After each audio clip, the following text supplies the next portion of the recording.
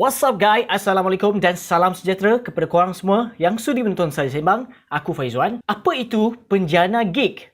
Ini merupakan salah satu bantuan yang diumumkan oleh perutusan khas oleh Perdana Menteri, yang mana bantuan ini tak semua orang tahu apakah jenis bantuan sebenarnya ni. Bergig-gig kan. Untuk pengetahuan korang, Perdana Menteri telah umumkan bantuan ini melalui Pelan Jana Semula Ekonomi Negara bagi menjamin keselamatan sosial dan kebajikan golongan orang bekerja sendiri. Short form dia OBS, yang melibatkan aktiviti pekerjaan ekonomi gig. Mari aku jelaskan dulu apa itu ekonomi gig. Ekonomi gig ni adalah satu trend sistem pasaran bebas yang memberi kebebasan kepada organisasi dan pekerja untuk menjalankan kontrak kerja. Kerja suka, sama suka, tanpa perlu menggajikan pekerja sepenuh masa. Dalam erti kata lain, korang sebagai freelancer yang berkemampuan untuk melakukan kerja secara fleksibel tanpa perlu bekerja secara rutin 9 pagi hingga 5 petang, 9 pagi sehingga 6 petang. Sebenarnya ekonomi gig ni telah popular pada tahun 2008, telah mengalami krisis kekuatan ekonomi waktu ketika itu, terutamanya Amerika Syarikat, sehingga mencetus trend pendigitalan kerja menerusi kegiatan sharing ekonomi. Maka di sini mulalah wujudnya perkhidmatan seperti Uber, Airbnb yang menjadi benih kepada perkembangan ekonomi gig di Amerika Syarikat. Waktu ketika itu, ramailah freelancer-freelancer menceburi bidang yang mengamalkan sistem ekonomi gig ni, dan mereka ini digelar Giga, yang mana satu kumpulan baru yang menentukan sendiri cara mereka bekerja daripada kumpulan tradisional yang mana still mengamalkan kerja sepenuh masa. Malaysia adakah terkesan dengan ekonomi gig ni? Yang dimaksudkan adalah seperti Grab, Foodpanda, Lalamove dan sebagainya. Sebab itulah kerajaan mewujudkan skim keselamatan sosial pekerjaan sendiri. So, skim ini adalah untuk memberi perlindungan kepada orang yang bekerja sendiri di bawah Akta Keselamatan Sosial Pekerjaan Sendiri 2017.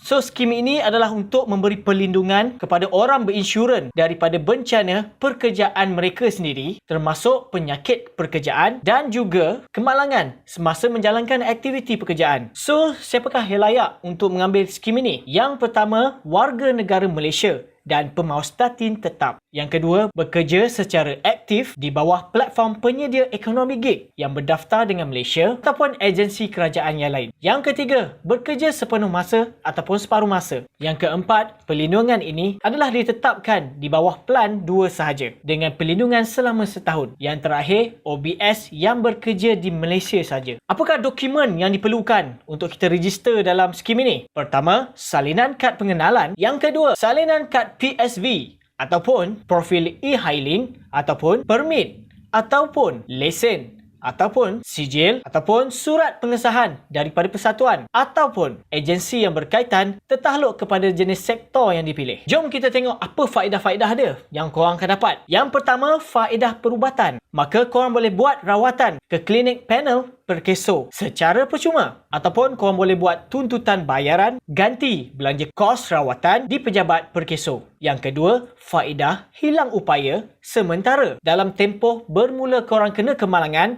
selama 4 hari korang akan dibayar dengan kadar RM30 sehingga RM105.33 sehari. Yang ketiga, faedah hilang upaya kekal. Ini boleh terjadi jika korang mendapat kemalangan ketika korang bekerja, yang mana kerajaan akan bagi 90% bayaran daripada pilihan pendapatan bulanan yang diinsurankan. Yang keempat, allowance layanan sentiasa. Allowance layanan sentiasa diberikan kepada orang yang terlibat dengan kemalangan dan tidak berkemampuan untuk bergerak sehingga memerlukan layanan tersendiri oleh orang lain, maka allowance bulanannya adalah sebanyak RM500. Yang kelima, faedah orang tanggungan, yang mana dibayar secara bulanan kepada orang tanggungannya yang layak sekiranya orang berinsurans bekerja sendiri meninggal dunia akibat bencana pekerjaan sendiri. Kadar bayaran yang diberi adalah 90% pendapatan bulanan yang diinsyurankan. Balu atau duda dan anak di bawah 21 tahun ke bawah. Jika tiada balu ataupun duda ataupun anak, kelayakan boleh diberi kepada ibu bapa ataupun adik-beradik berumur 21 dan ke bawah ataupun datuk dan juga nenek. Antara golongan tanggungan ini, mereka akan mendapat faedah ini sepanjang hayat mereka.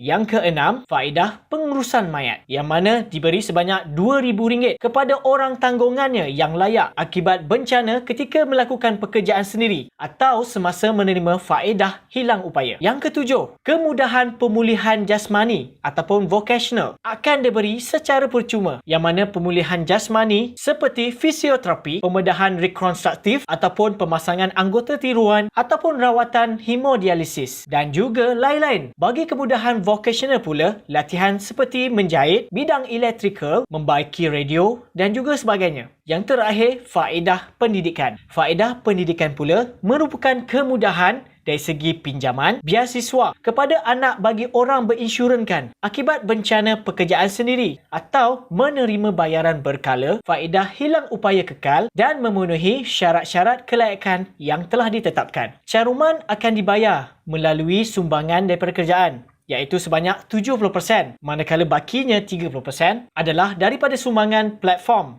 penyedia perkhidmatan di bawah caruman skim ini Pelan 2. So, begitulah perkongsian aku dalam episod kali ini. Diharap sedikit sebanyak memberi info dan maklumat korang tentang ekonomi gig, yang mana kita hanya mendengar gig, tapi kita pun tak tahu apa benda gig ni sebenarnya. So, bagi korang yang belum subscribe channel aku, please klik di sini untuk subscribe channel aku dan support channel aku. Dan jangan lupa share dan like video ini. Jumpa lagi di episod yang akan datang. Aku Faizwan. Assalamualaikum.